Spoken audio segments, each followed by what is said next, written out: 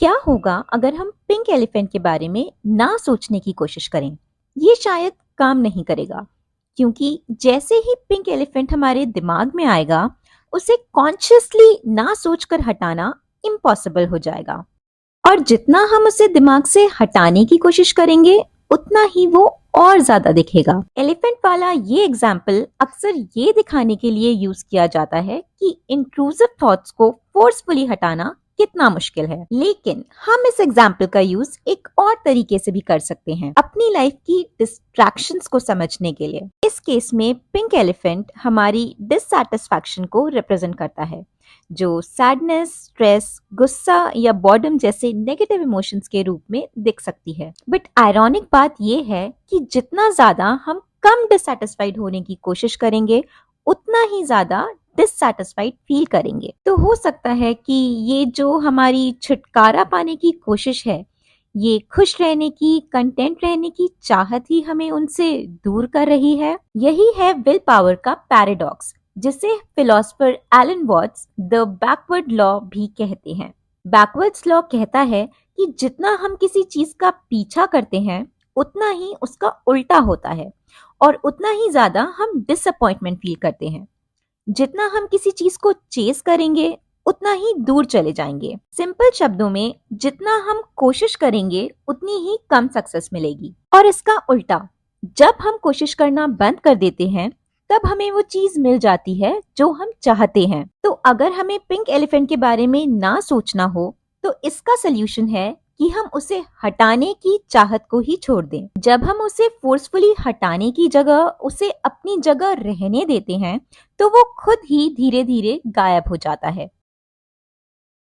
तो अब सवाल ये है कि ये बैकवर्ड्स लॉ प्रैक्टिकल लाइफ में कैसे काम करता है, या फिर स्पेसिफिक तरीके से बोले तो हम अपनी चाहत को पाने के लिए कोशिश करना कैसे बंद कर दें। ये वीडियो इसी पैराडॉक्स को एक्सप्लोर करता है। हमारा डिससैटिस्फैक्शन का असली रीजन क्या है और उससे छुटकारा कैसे मिले। क्या हम बिना कोशिश किए अपनी इच्छाओं को पा सकते हैं? ये एक बहुत ही अजीब और इम्पॉसिबल सा कॉन्सेप्ट लगता है, स्पेशली एक ऐसी दुनिया में जिसमें हम हमेशा मेहनत और स्ट्रगल के थ्रू चीजें हासिल करने की आदत डाल चुके हैं। बाहर की दुनिया में विल पावर एक इफेक्टिव तरीका है चीजें हासिल करने का।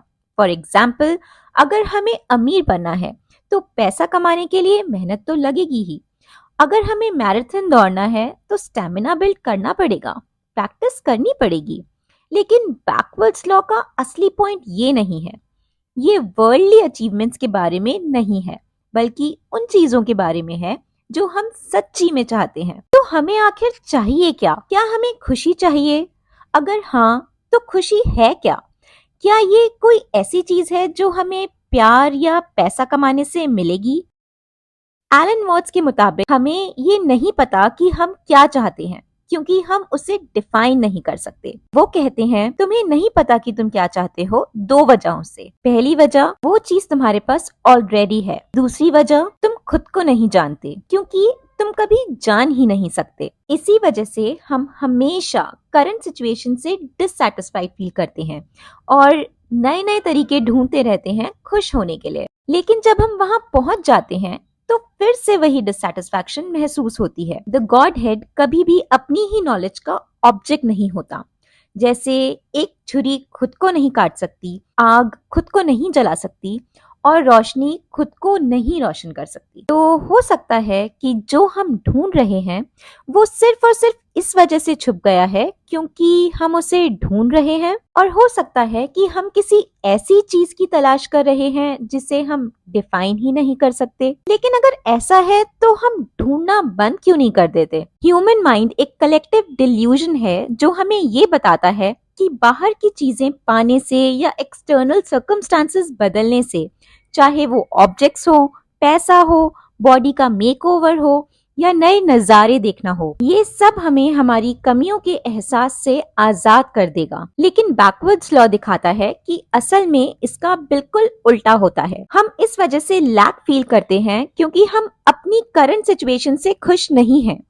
जितना ज्यादा हम डिससैटिस्फैक्शन महसूस करते हैं, उतना ही ज्यादा हम तकलीफ उठाते हैं। जितना बड़ा चेंज चाहिए खुश होने के लिए, उतना ही ज्यादा हम डिससैटिस्फाइड रहते हैं। सोचो, तुमने एक गोल रखा है, तुम मिलियनर बनना चाहते हो, ये सोचकर कि ये तुम्हें खुश कर देगा। ऐसे गोल सेट करने का मतलब है कि कंटेंटमेंट तक पहुंचना अब बहुत ज्यादा एफर्ट लेगा, और इसका एक और ये भी मतलब है कि उस गोल से जितना दूर हो उतना ही ज्यादा तुम्हें लगेगा कि तुम इनएडिक्वेट हो। जैसे कि best selling author mark Manson कहते हैं, किसी चीज का पीछा करना ये रीइंफोर्स करता है कि तुम्हारे पास वो चीज नहीं है। जितना तुम डेस्परेटली अमीर बनना चाहोगे उतना ही ज्यादा तुम गरीब और अनवर्दी महसूस करोगे, चाहे तुम कितना भी कमा लो। अगर तुम हैप्पीनेस के लिए जरूरी पैसा और बढ़ा दोगे तो तुम और ज्यादा इनएडिक्वेट फील करोगे और ज्यादा मिजरेबल हो जाओगे। लेकिन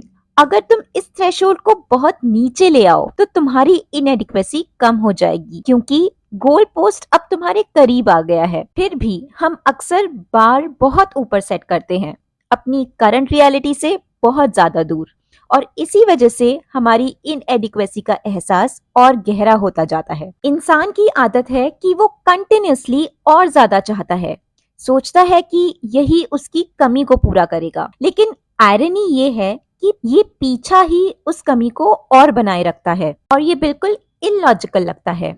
लेकिन यही जर्मन फिलोसोफर आर्थर शोपेनहावर ने कहा है। उन्होंने कंक्लूड किया कि हम जो चाहते हैं वो इस वजह से चाहते हैं क्योंकि हम भी यूनिवर्स की तरह एक विल टू लिव का रिप्रेजेंटेशन है, या सिंपली एक विल। शोपेनहावर कहते हैं कि विल एक इलॉजिकल, डायरेक्शनलेस और कांस्टेंट स्ट्राइविंग है जो हमें एक ऐसी लाइफ जीने पे मजबूर करती है जो सिर्फ सफरिंग से भरी होती है, जिसे दुनिया की कोई भी चीज खत्म नहीं कर सकती। एक ऐसे एहसास से ड्रिवन जो हमेशा कमी महसूस कराता है। माइंड इसलिए कमी महसूस करता है क्योंकि उसे लगता है कि जो अभी है वो काफी नहीं है, कुछ मिसिंग है, लेकिन क्या, ये नहीं पता। और इसीलिए हम हमेशा अपनी रियलिटी से भागकर नए सिचुएशंस ढूंढते हैं, लेकिन जब हम वहां पहुंच जाते हैं तो वापस वही डिससैटिस्फैक्शन महसूस करते हैं जिससे बचने के लिए हम भाग रहे थे। शोपेनहावर कहते हैं कि असली कंटेंटमेंट का एक ही रास्ता है, विल का नेगेशन, जो एक ब्लिसफुल एम्प्टी स्टेट तक ले जाता है, जो हर स्ट्राइविंग से फ्री होता है। सिंपल शब्दों में, कोशिश करना बंद कर दो और जो चाहिए वो मिल जाएगा। वो स्टोर नहीं करता, इसलिए उसके पास सब कुछ होता है। वो अकेला लगता है पर उसके आसपास भीड़ होती है। अपने आप को चलाने में वो आराम से रहता है और कुछ वेस्ट नहीं करता। वो कुछ नहीं करता और चालाक और होशियार लोगों पे हंसता है। सब लोग खुशी ढूंढते हैं, लेकिन वो अपनी इम्परफेक्ट कंडीशंस में भी कंप्लीट महसूस करता है। इम्परफेक्शन एक्सेप्ट करो और तुम्हें परफेक्शन फील होगा। लोनलीनेस एक्सेप्ट करो और तुम अकेले भी कंटेंट फील करोगे। परफेक्ट बनने की कोशिश करो और तुम इम्परफेक्ट लगोगे। अकेला ना महसूस करने की कोशिश करो और तुम और ज्यादा मिजरेबल फील करोगे। एक नेगेटिव एक्सपीरियंस को एक्सेप्ट करना एक पॉजिटिव एक्सपीरियंस है, लेकिन एक नेगेटिव एक्सपीरियंस से लड़ना मतलब डबल तकलीफ उठाना। जब तुम पानी के सरफेस पे रहने की कोशिश करते हो तो डूब जाते हो, पर जब डूबने की कोशिश करते हो तो फ्लोट करने लगते हो, एलन वॉट्स ने कहा था। बिल्कुल वैसे ही जब तुम सोने की कोशिश करते हो तो तुम्हारा एफर्ट तुम्हें जगाए रखता है। सिर्फ तभी तुम सो पाओगे जब तुम कोशिश करना बंद कर दोगे, और जब तुम सांस रोकोगे तो तुम उसे खो दोगे, पर जब तुम उसे जाने दोगे तब वो अपने आप चलती रहेगी। जब हम खुश रहने की कोशिश करना बंद कर देते हैं तब हम खुश हो जाते हैं, क्योंकि जो है वो काफी है। ऐसे ही जब हम अमीर बनने की कोशिश करना बंद कर देते हैं तब हम अबंडेंस में जीने लगते हैं, क्योंकि जो पास है उसमें कंटेंट फील करते हैं और जो एक्स्ट्रा मिलता है वो सिर्फ एक बोनस होता है। इसीलिए जो चाहिए उसे पाने का सिर्फ एक ही तरीका है, उसे ना चाहना। और यही हमें बैकवर्ड्स लॉ सिखाता है। एक ज़ेन कहानी है जो इस पैराडॉक्स को काफी अच्छे से समझाती है, कैसे हम क्लाउडी वाटर को क्लियर कर सकते हैं। सोचो, एक तालाब है जिसमें पानी क्लाउडी है। अब हमें उसका बॉटम देखना है, तो हम पानी को हिलाने की या उसे हाथ से हटाने की कोशिश कर सकते हैं, लेकिन ये काम नहीं करेगा। इसका सिर्फ एक ही तरीका है, कुछ ना करना। जब तक क्लाउडीनेस खुद सेटल ना हो जाए और पानी क्लियर ना हो जाए।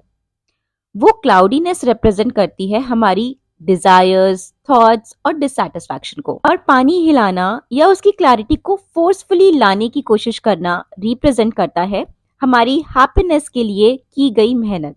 तालाब का बॉटम देख पाना रिप्रेजेंट करता है असली कंटेंटमेंट, जो सिर्फ तभी हो सकती है जब हम पानी को उसकी नेचुरल स्टेट में सेटल होने देते हैं।